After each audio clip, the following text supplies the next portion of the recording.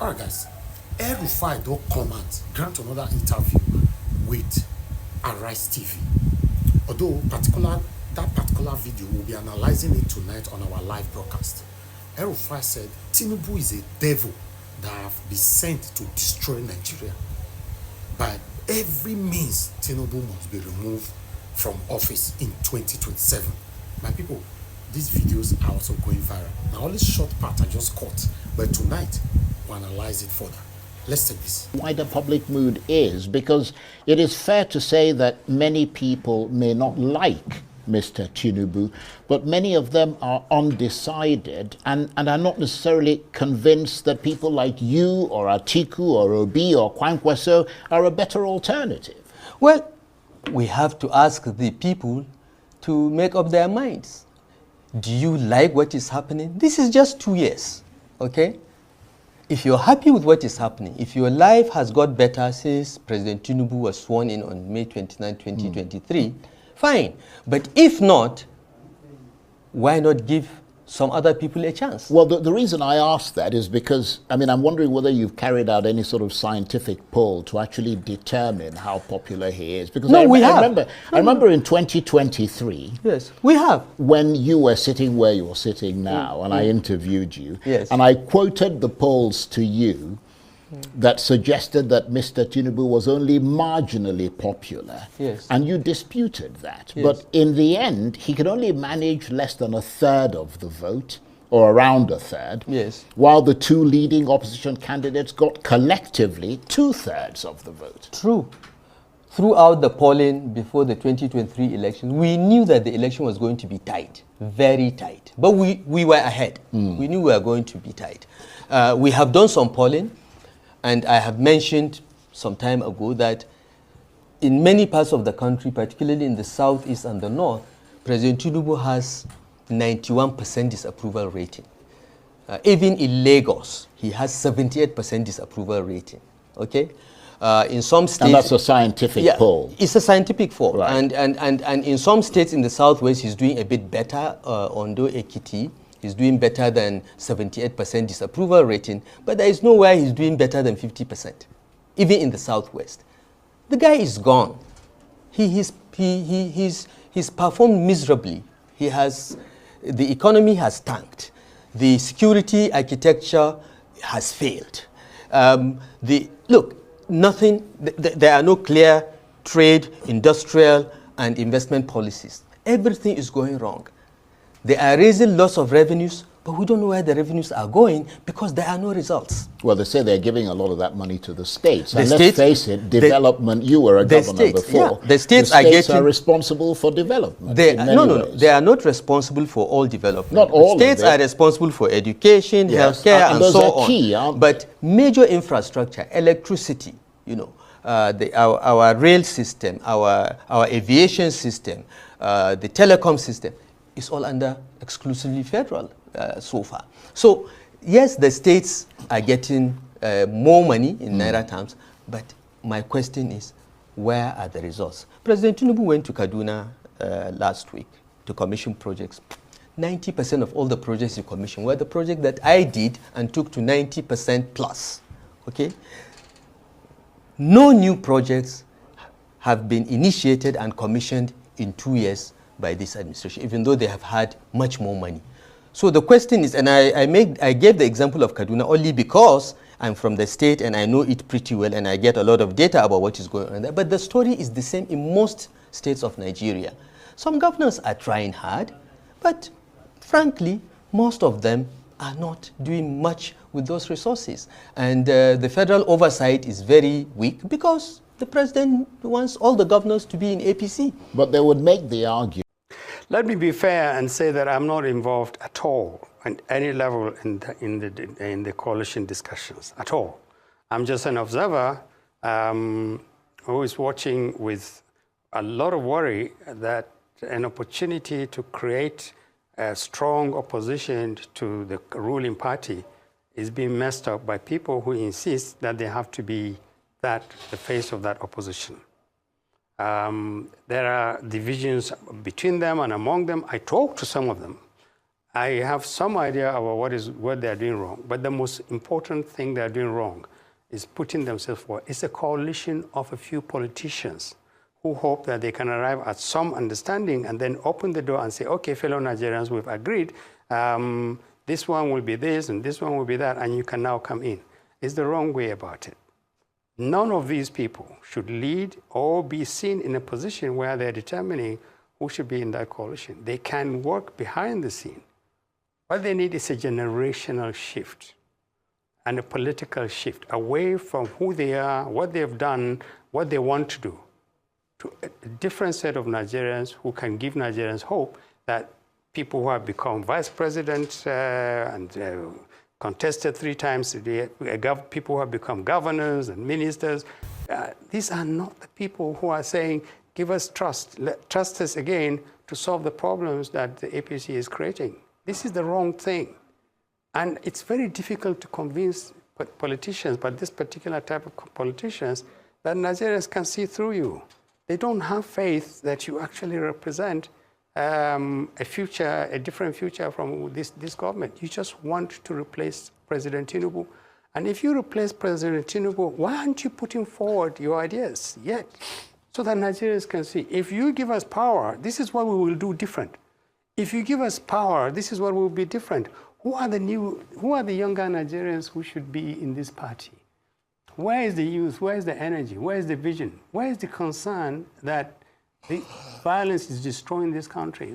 Levels of poverty are destroying this country. They are missing the point, and they think politics is about them. It's not. It's about this country and about the people of this country.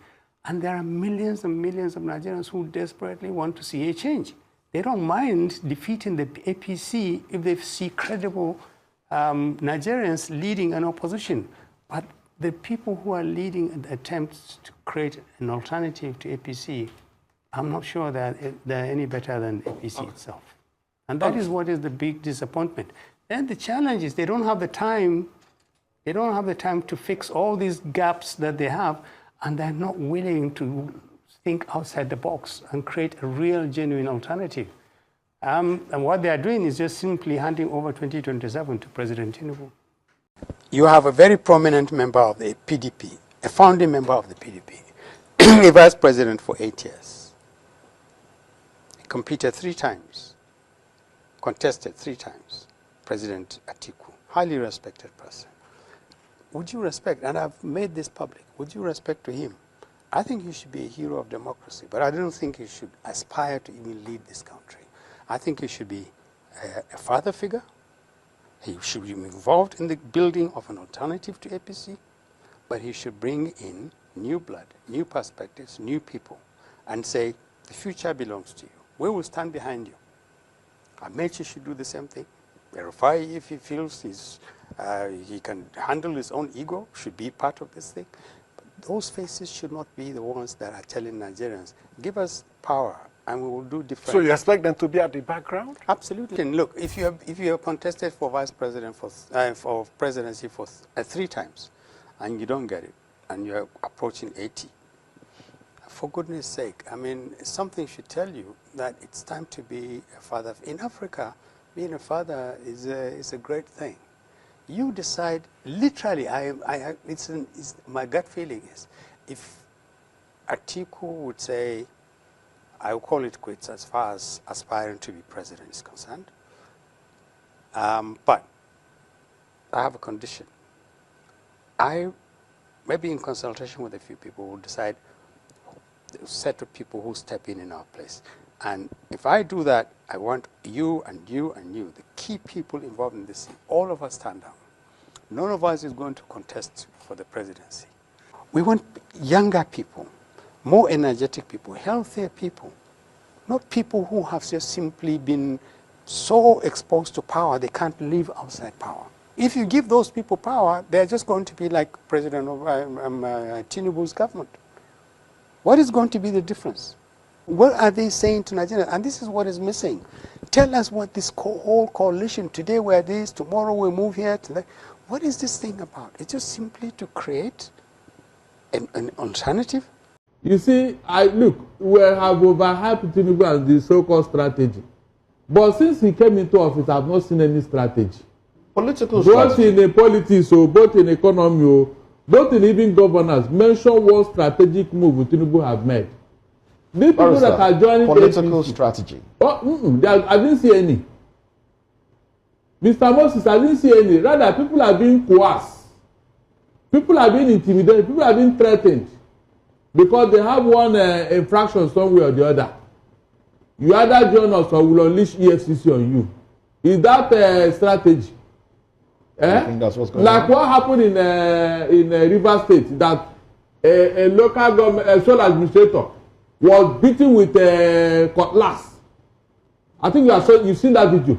Yes, I have. These are part of the strategy. Look at beating him to resign. These are strategy. Mr. Moses, is that what you call strategy? These are part of the intimidation, violence. If that is the way you call, please count me out. That is not strategy. Barrister, are you linking that to the? Are you linking that to the? Are you linking that to the president now?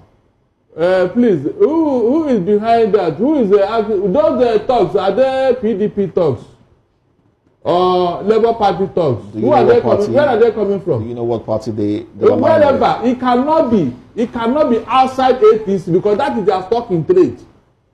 That is their. No other person could go and do that thing in Rivers State and get away. No other party can do that. No other party. Quote me. If you trace it down the line, it must be APC boys. That's what they do. And they were told by somebody to go and do that thing they were doing. That's why nobody arrested anybody. No other party could go and do that thing in Rivers. No other party. Also, you just made mention of Kwankwaso now and Ganduje. What strength do you think Ganduje have against? It should not be in vain. People protested when Naira was 180 and when it was 1,500, they're not protesting. Are they dead? So let's not say it should not be in vain. I spoke a few days ago and people said I'm demarketing Nigeria. When it's true to be demarketed, World Bank has just shown that 75% of Nigerians in rural areas are poor. Is World Bank demarketing Nigeria? UNICEF 2 days ago released that Nigeria now have over 2 million malnourished children, the second highest in the world. Are they demarketing Nigeria? Let's face the reality. Their labor is in vain. We have a country now that is not democratic. We are not a democratic country. Let's tell ourselves the truth. Is the election that happened in Edo, is it democratic?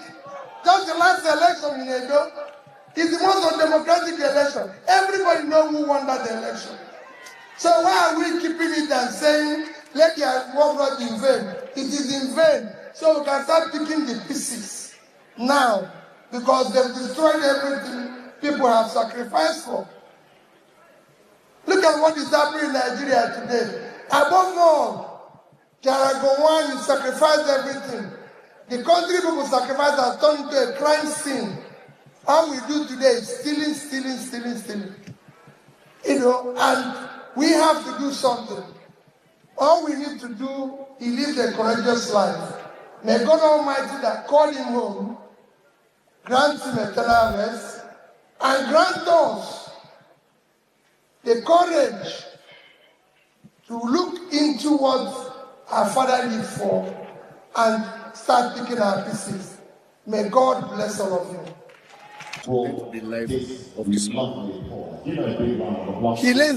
He lives a life of justice, equity, fairness to all Nigerians, to all sections of Nigerians.